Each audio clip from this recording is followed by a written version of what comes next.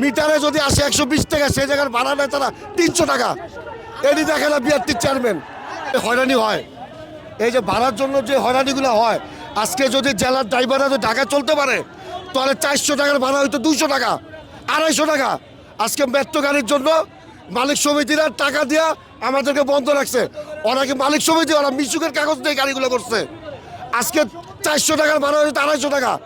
কালকের থেকে থানায় প্রতিটা মানুষ নেমে যাক, কোনো মেট্রো গাড়ি চলতে দিব না আমি ব্যবস্থা নেওয়া পর্যন্ত। আমাদের আন্দোলন থাকবে, সব মেট্রো গাড়ি বন্ধ কালকের থেকে। এটা হইলেই সবচেয়ে ভালো হইব। আজকে মিডিয়ার খবর দেখ, একটা মেট্রো গাড়ি কত টাকা ভাড়া চায়।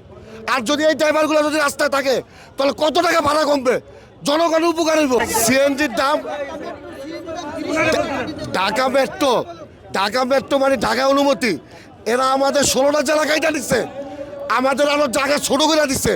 আমরা রোড পারমিট যা দেয়, ট্যাক্স টোকেন যা দেয়, ওরাও তা দেয়, কিন্তু আমরা চলতে পারবো না, আমাদের নিষেধ। এগুলো সম্পূর্ণ করতেছে মেট্রো মালিকরা।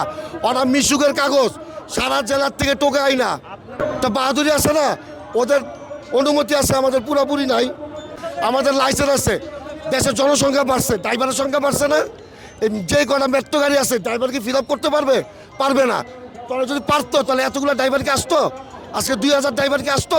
গাড়ির যেই টাকা ট্যাক্স দিতেছে সরকার, আমরাও তা দিতেছি, তাহলে আমরা কেন ঢাকা চলতে পারবো না? ওরা সকালবেলায় একটা টিপ মানে 400-500 টাকা করে। এই জেলা গাড়ি যদি 3000 অনুমতি দেয়, তাহলে আমরা সেই ভাড়া মারবো 200 টাকায়, 250 টাকা। এতে লাভ হবে কার? দেশের জনগণের। এটা তো মিডিয়া বুঝতেছে না, চেয়ারম্যানও বুঝতেছে না।